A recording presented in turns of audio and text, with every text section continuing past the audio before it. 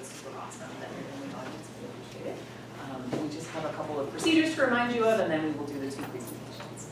So we're each going to give a 10-minute presentation followed by 5 minutes of Q&A. So please hold any questions you may have until those last 5 minutes. And as before, if you could stay in the room for both of the presentations, that would be great. It's a little bit distracting if somebody has to get up, although if you really need to, you know, it's fine. I work with 6th graders. I'm used to people just like doing what they want in the middle of my lesson. And also cell phones. If you have a cell phone, could you make sure that it is not going to make any noise, because that's ultra distracting. It is getting recorded. We are being recorded right now, and we're going to be able to share the video with you. So if you want a video of this, you are welcome to have it. If you want to take pictures, that is fantastic. Just please turn the flash off. I swear to you, you won't need it. And that would be really distracting. And that is it. All right, so we're going to let Sonia start first. And All right, so hi everybody. My name is Sonia Neuburger. I am an MIT student focusing on high school chemistry. And my presentation is called Using Class Closure to Assess Student Learning, an Adventure with Exit Tickets. So I focused on class closure, which just means like how a class ends or how a lesson ends. So transport yourself back in time to January of 2017. I had just taken over the lead teaching and planning for my mentor's chemistry class. And I was struggling with many different things, as new teachers do. But the thing I struggled with, it felt like the most, that kept coming up every day, was those last 5 minutes of class, where I wanted to pack in everything I could into those 5 minutes, because the 55-minute block felt so short to me to begin with. And my students in those last 5 minutes were done. They were packing up, they were ready to go, they didn't really want to hear whatever I wanted to pack in. So the way the end of class usually looked at that time was either I was like pushing, running out the clock those last 5 minutes, or I ended up with a few dead minutes where like I was done, but there was 3 minutes till the bell rang, and that was kind of awkward. So my lessons were never really perfectly timed, and that was hard. So I wanted to feel more in control. I wanted those 5 minutes to feel productive, because they weren't feeling very productive, and I wanted them to be useful for my students and also useful for me. So I did a lot of brainstorming. I talked with my mentor a lot about it and did some Googling and a lot of thinking. And instead of avoiding this issue, I decided to really focus on it head on. So I developed a research question around it. So my question is, how can I use wrap-up activities as a means of assessing what students have learned? And which wrap-up activities will help me best assess if students have met the learning targets? So it's a lot of words, but wrap-up activities just means, what do I do in those last 5 minutes? It could be basically anything you could imagine. Something to end the lesson. And a learning target is another way of saying a learning goal or an objective, which is something I developed for every lesson I taught. So a little background, I was doing my student teaching at the John D. O'Brien School of Math and Science. It's a large urban exam high school in Roxbury. It's part of the Boston Public School Systems. Being an exam school, that means that students had to have a certain GPA and also had to get a certain score on a standardized test in order to be admitted to the school. My class, it was one 10th grade chemistry class that I focused on, very diverse group of 24 students. The demographics of that particular class, it was about 40% male and 60% female. 20% Hispanic students, 45% black students, 15% Asian students, and 20% white students. About a third of the class were former English language learners, so they had reached a certain proficiency, but their first language was not English. And about 1/6 of the class had an IEP or a 504 plan, which just means they have special educational needs. So it's an extremely diverse class. So there are so many ways to end a lesson, but I decided to focus on exit tickets. So an exit ticket is just a very, very short assignment that a student completes independently in those last 5 or maybe 10 minutes of class. It's usually on like a little slip of paper. And it has some questions or it's some like final little activity. And I kind of developed 2 different kinds of exit tickets for this. So one kind was what I call specific questions. The other kind was open-ended questions. I'm going to show you an example of each of those. So this is an example of a specific question exit ticket. This is from, I believe it was the first day of our chemical reactions unit. So these were exit tickets that I made in advance based on the content I was planning to teach that day. So I knew that by the end of the class, I wanted my students to basically be able to answer these questions. So they were catered to that lesson, very specific.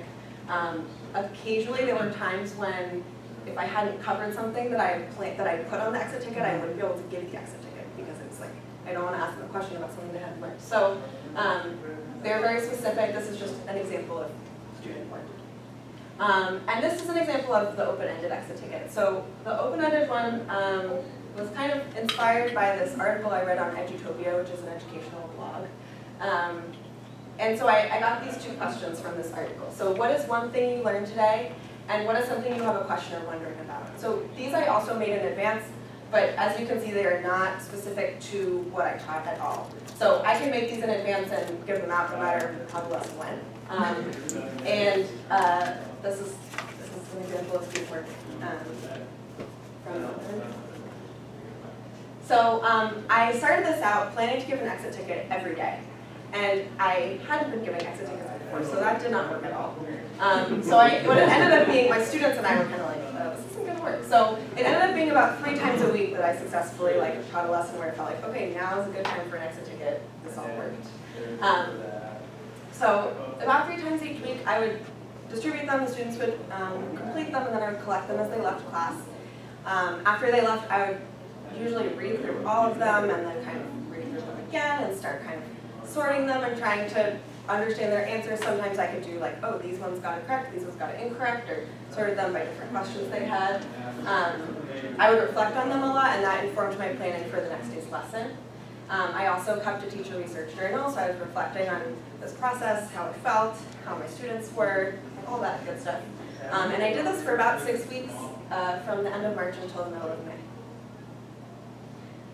So after I collected all this data, I had a lot of exit tickets to look at and journal reflections to read, and I started to notice kind of a tension between what my question was asking and what I actually did with the exit tickets when I collected them. So my question was asking about learning targets or learning objectives, which often in the classes I was teaching were more a procedural skill or an application of knowledge, kind of a more like direct, task-oriented thing.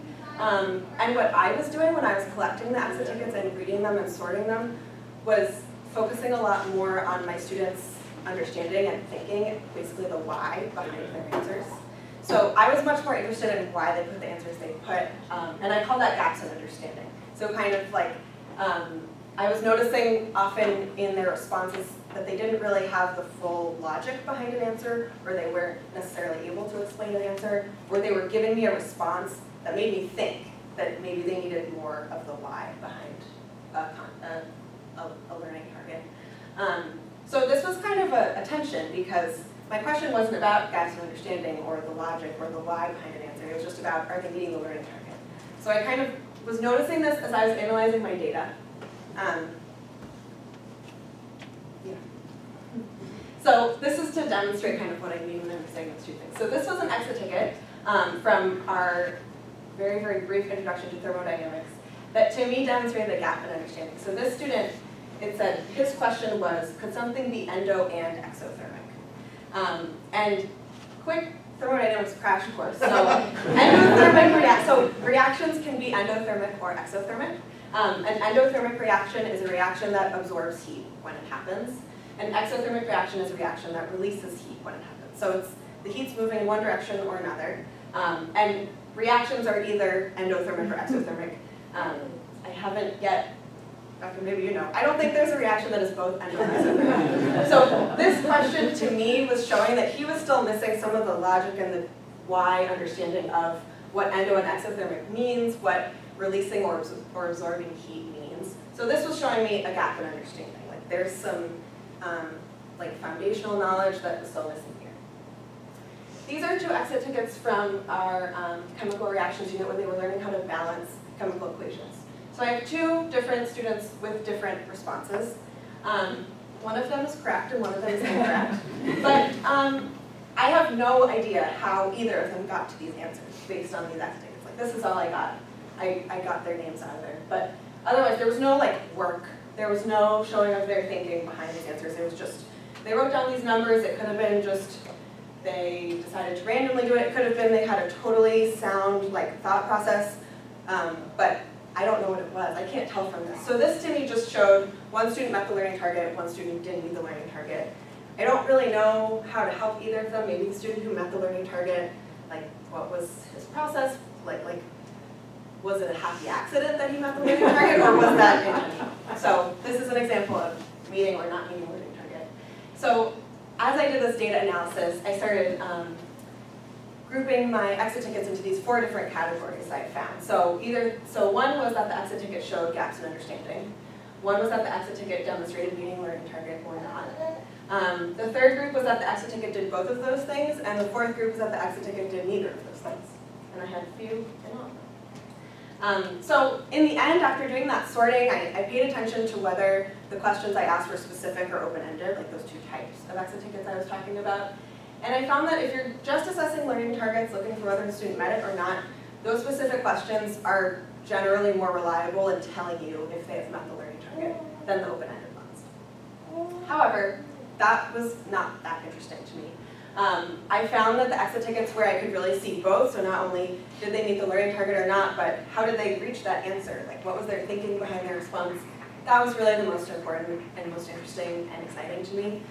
It felt the most useful, and it made me feel good. To kind of know, to have like a more reliable answer in a way, see their thinking. So it led me to some next questions that I've already kind of talked about. But can a student meet a learning target but be lacking in understanding? Kind of like those 2 examples I showed where one was right, one was wrong, but I don't know how they got there. Or vice versa, can a student understand the logic behind a concept but not meet the learning target on a test or a quiz? So let's say a student totally bombs a test or a quiz, and if you meet with them and talk about it, and suddenly they're explaining everything correctly, it's just somehow they didn't like show that learning on their test or quiz. So these are 2 scenarios that I feel I've seen, like they definitely happen, but I guess my attention was really drawn to it more by doing this research. So these are questions I think in the future I would want to think more about, and I think it's really important also now with the more standardized testing and importance placed on testing, because that's usually testing a learning target. It's not usually focused as much on the understanding and the logic behind an answer. So yeah, so that's everything. Thank you.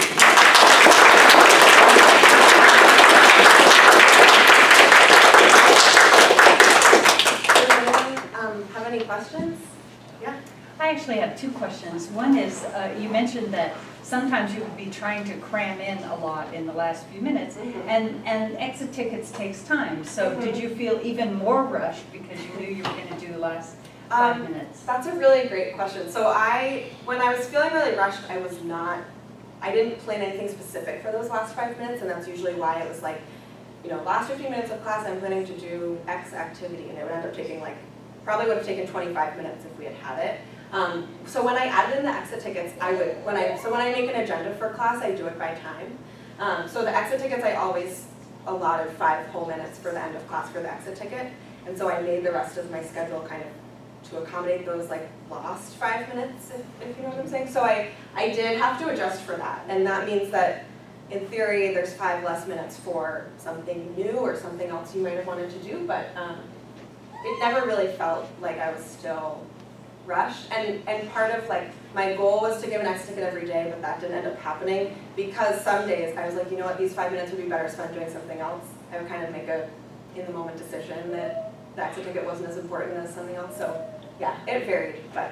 That leads to my second question, okay. Which is, I can understand sometimes when you would decide not to use the exit tickets based on what was going on in the classroom, Yeah. But say more about the students' revolt when you first introduced Well, this. revolt is a very strong word. They actually, to be honest, I expected them to be, to say something to me about it, what's going on, why are we doing this?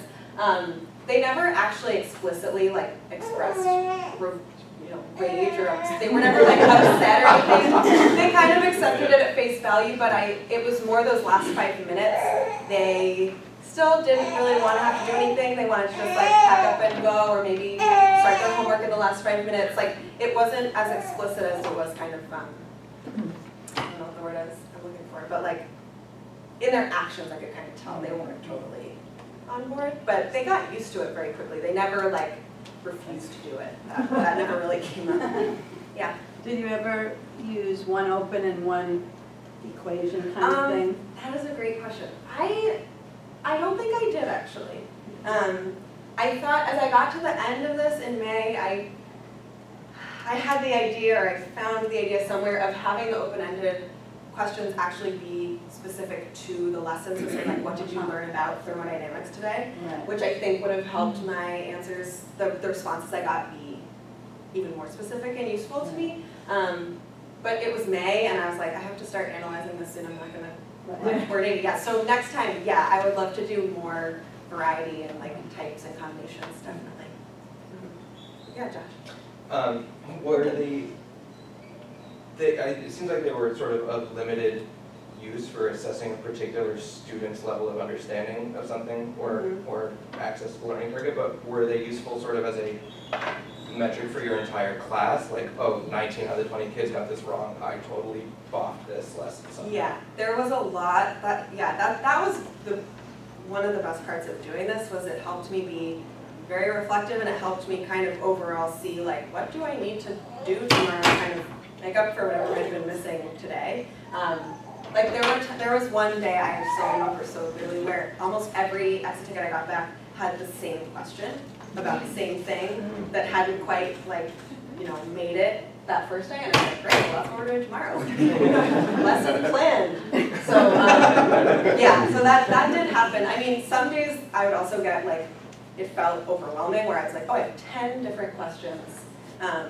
But yeah, it was, yeah. Great presentation. My question is, do you think that exit ticket is a good, it's a good metric or a possible venue for gauging student understanding?